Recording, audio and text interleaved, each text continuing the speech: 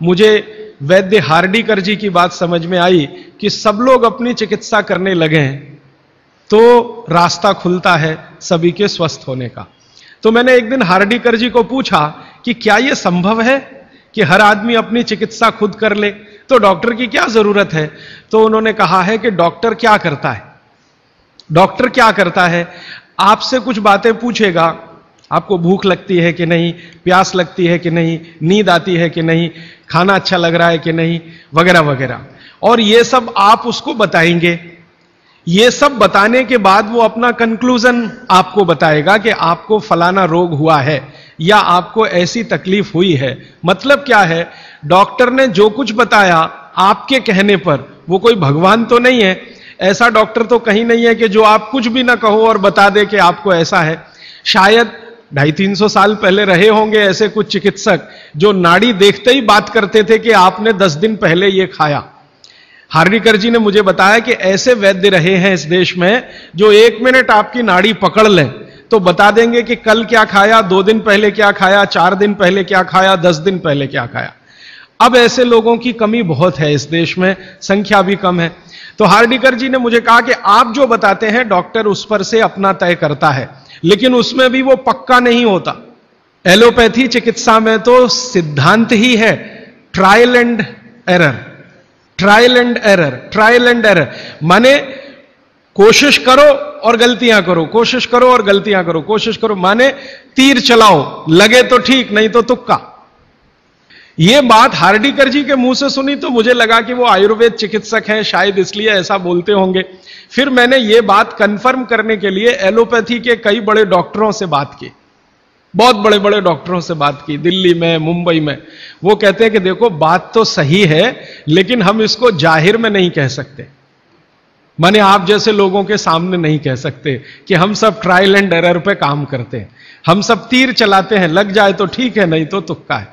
माने आपका जो इलाज किया जाता है वो एक कुछ एजम्पशंस के आधार पर है, कंफर्म कुछ भी नहीं है उसमें। काम कर गया तो ठीक है, नहीं तो आप तो मर ही जाएंगे। डॉक्टर कहेगा मैंने तो बहुत कोशिश की, अब मैं क्या कर सकता हूं, और आप चुपचाप अपने पेशेंट की डेड बॉडी लेके वहां से चले आएंगे। मैं आपको एक बहुत गंभीर बात कहना चाहता हूं। हिंदुस्तान के एलोपैथी चिकित्सा के शीर्षस्थ डॉक्टर जो इस देश में हैं, उनकी एक संस्था है। वो संस्था की एक कॉन्फ्रेंस में मैं चला गया था गलती से, एक डॉक्टर मुझे पकड़ के ले गया था, मेरा जाने का तो कोई अधिकार नहीं था लेकिन डॉक्टर ले गया था। वो कहता था कि तुम सुनना बस बैठ के, हम बात क्या करते हैं, कुछ बोलना नहीं, कुछ कहना नहीं, रिएक्ट नहीं करना, बस सुनना, हम देखो क्या बातें करते हैं। तो उस कॉन्फ्रेंस में 3 दिन में बैठा रहा दिल्ली में। जो बातें होती हैं वो आपको सुना दी जाएं तो आप किसी भी एलोपैथी चिकित्सक के पास नहीं जाएंगे।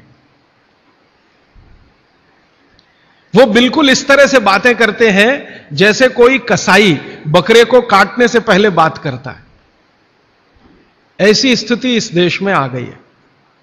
फिर 3 दिन सुनने के बाद मैं परेशान हो गया, तो मैंने वो डॉक्टर से कहा मैं जाना चाहता हूं। उसने कहा अब तुम समझ गए हम लोग क्या हैं। तो मैंने कहा ये आपने मुझे समझाया क्यों? तो उन्होंने कहा तुम एक काम कर सकते हो जो हम नहीं कर सकते, कि ये बातें दूसरों को समझा दो। ऐसी स्थिति है। उसमें जो सबसे गंभीर बात हुई थी वो मैं आपको एक वाक्य में कहना चाहता हूं।